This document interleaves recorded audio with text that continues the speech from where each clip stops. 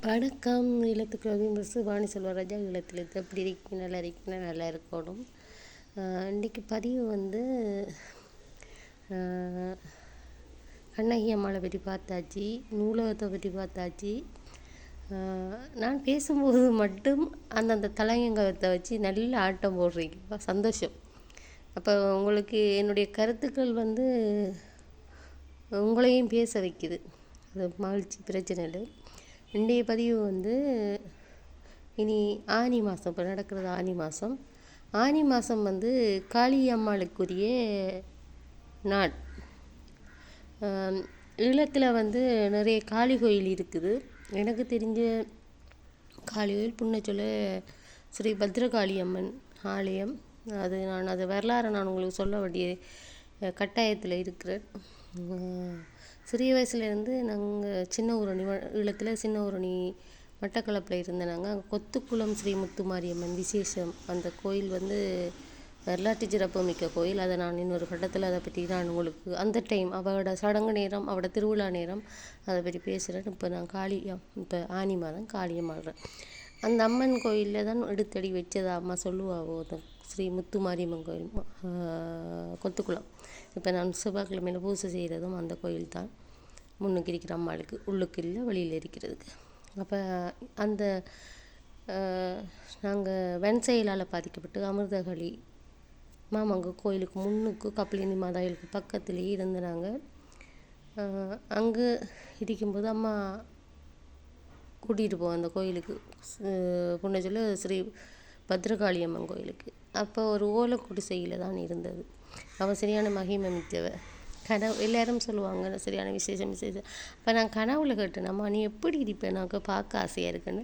பின்புறம் அப்படியே நீண்ட முடி, அந்த பாதம் வரைக்கும் மடிஞ்சு குழல்களால் மூடப்பட்ட ஒரு முடியோட அப்படியே வடிவான மாலை, அந்த திரிசூலம், அந்த பின் ஷேப்பில் அப்படியே அழகாக இருந்தாள். கனவுல தான் கண்டது. அப்போ நம்ம தொழிலில் கொண்டு போகும்போது பயம் இருக்கும். இல்லைன்னு சொல்லுவாங்க, தீபம் ஆடணுன்னே கொஞ்சம் பயம் இருக்கும். கத்தியோடலாம் ஆடுவாங்க. பிள்ளைகள் நிறைய வரங்கள் கிடைச்சிருக்கு. இப்போ முன்னுக்கு பார்க்கட்டுமாண்டுக்கு, நீ முன்னுக்கு பார்க்காத பயந்துருவேண்டு. நானும் இப்போவும் கேட்காம சும்மா லைட்டாட்டி பார்க்குறேன். கனவுலேயே கண் இப்படி பிதுங்கின மாதிரி, இப்படி வெளியில் வந்த மாதிரி, நாக்கு நீட்டுன மாதிரி, முன்னுக்கு மண்டையோடு போட்டிருக்காங்க, சாரியெல்லாம் கட்டியிருக்காங்க. அந்த அந்த முகபாவம் அப்போ பயந்துட்டேன், டக்குனு எழும்பிட்டேன்.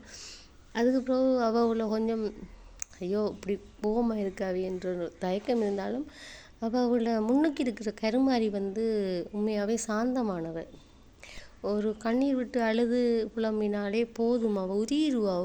உண்மையாகவே எவ்வளோ கஷ்டம் இருந்தாலும் 5 கோரிக்கை விட்டுருந்தேன் நான் இது வரைக்கும். அவட்ட 5 கோரிக்கை கேட்டு 5 கோரிக்கையை நிறைவேற்றி தந்திருக்காவோ. அவையில் முற்றுமுழுதான நம்பிக்கை இருக்கு. அப்போ நாங்கள் அங்கேருந்து சுனாமிக்கு பிறகு இங்கே வந்த பிறகு வெள்ளிக்கிழமையில் அம்மா பூவா, பூவாவோ போகாட்டி நல்லா வீடு வரி வந்துடும். சாம்பிராணி மணக்கு சந்திரன் குச்சி வருங்க. அப்போ போண்டா போயிடும். அதுக்கு தெரியும் அம்மாவுக்கு, அம்மா வரணுமெண்டு. பாம்பாக கூட அம்மாள் வருவாவோ, அது உண்மை. அப்போ ஊரணியில் இருக்கும்போது மூத்தவ மகன் 4 மாதம் வயிற்றில் நான் சடங்குக்கு போயிருந்தேன்.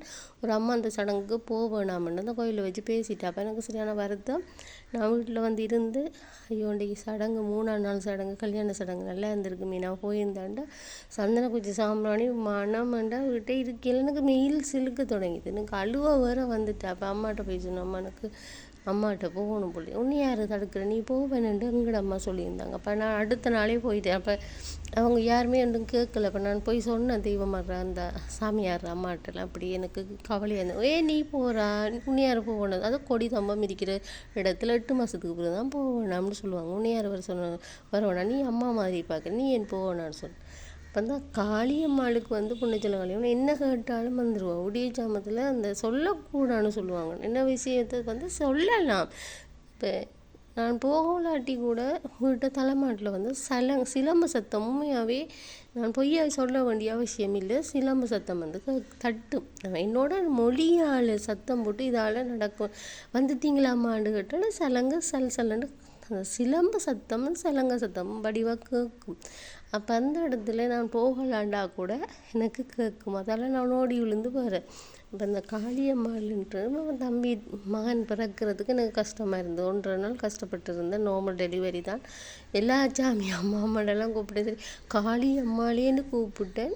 அவள் ஓடி வந்து இந்த பிள்ளைய கையில் தந்த மாதிரி எந்த ஒரு இது பாதிப்பும் இல்லாமல் அந்த பிள்ளை வந்துட்டுது கைக்கு. என்னென்னு சொன்னால் அண்டிய டைம் டாக்டர் மாதிரி இல்லை. அவங்க அந்த 7 மணி 7:10 அந்த டைமில் டாக்டர் மாதிரி இருக்கல. பார்க்க வேண்டிய பிள்ளைகளும் அந்த டைமுக்கு மாறுற அந்த டைமில் யாரும் இருக்கல. ஒரு கங்காணி அம்மா சொன்னோம் பல்ல வந்து போகுது, உனக்கு வெட்டினாத்தான் அந்த வாசலை வெட்டினாதான் பிள்ளை வரும் என்னையாச்சும் கிடைக்கட்டும் என்று அவங்க அப்பவும் எனக்கு சுயநினைவு போய்கொண்டிருக்கு, பிக்ஸ் வந்து கொண்டிருக்கு. எனக்கு உண்மையாகவே அந்த டைமில் என்ன நடக்குதுன்னா காளியம்மாளேன்னு சொன்னேன். எனக்கு தாய்க்கும் பிள்ளைக்கும் எந்த ஒரு சேதமும் இல்லாமல் வந்த தாய் 2வது பிள்ளை 4 வருஷத்துக்கு பிறகு அவைக்கு நேர்த்தி கடன் வச்சு அவைக்காக உனக்கு பொம்பளை பிள்ளை வேணுமென்று குடித்து அந்த பிள்ளையோட வயிற்றில் அந்த கரு வந்து அந்த தலை அந்த 2 கையும் சரியாக திரிசூலம் மாதிரி இருக்குது. நான் போகும்போவாட்ட காட்டுவேன், இங்கே பாரு எனக்கு அம்மா தந்த பிள்ளைன்னு சொல்லி. அப்படி அந்த விசுவாசம் அந்த காளியம்மாள் வந்து சரியான விசுவாசம். நிறைய இடங்களில் காளி தெய்வங்கள் இருக்கின்றது. இன்றைய காலகட்டம் ஆனி மாதம்ன்றது அம்மாவுக்கு சரியான காளியம்மாளுக்கு, அதாவது காளியம்மாளுக்கு சரியான விசேஷம். எல்லாம் ஒரே தாய் தான், அவங்களோட அவதாரங்கள் தான். மற்றது கண்ணகியும் காளி தான், மாறி தான், எல்லாரும் ஒரே முகம்தான், முகங்கள் தான் மாறுபடும். இந்த ஆனி மாதம் வந்து காளியம்மாளுக்கு ஸ்பெஷல். அப்போ இந்த புன்னச்சோலை காளியம்மாள் வந்து உண்மையாகவே பிரசித்தி பெற்றவர்.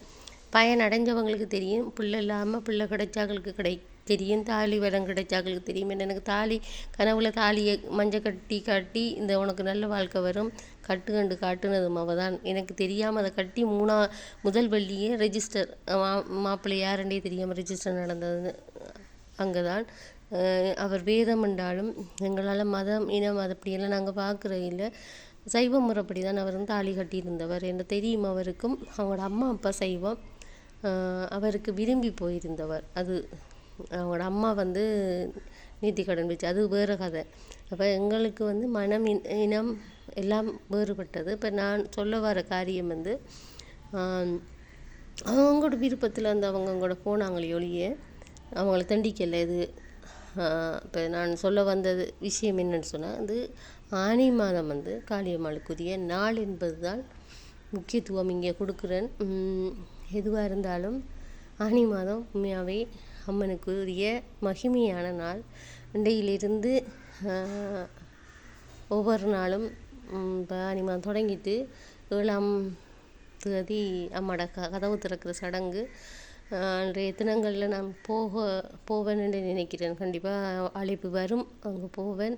உங்களுக்கான தொடர் பதிவுகளை நான் இதில் காட்டுவேன். நீங்கள் பார்த்து அவரோட தரிசனத்தை கிடைக்கலாம், பார்த்துக்கொள்ளலாம். நான் உங்களுக்கு ஏற்கனவே இந்த பதிவுகள் போட்டிருக்கிறேன்.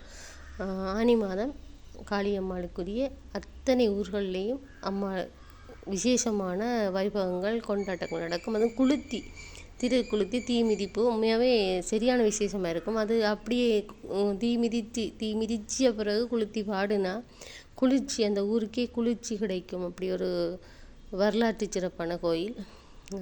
ஆனி மாதம் மிஸ் பண்ணிடாதீங்க. தரும் ஈழத்தில் இருக்கிற அத்தனை பேரும் உங்களோட ஊரில் இருக்கிற காளியம்மாளை கொண்டாட்டங்களை நிகழ்வுகளை உங்களோட யூடியூப் சேனல்களே ஒளிப்பதிவு செய்து அதுகளோட வரலாறுகளை நீங்கள் எடுத்துரைக்கும் போது தமிழர்களோட பாரம்பரியம் காப்பாற்றப்படும். அவங்களோட மகிமையும் நமக்கு தெரியும். நன்றி, வணக்கம். ஈழத்து கவிமர சிவானி செல்வராஜா ஈழத்திலிருந்து நன்றி.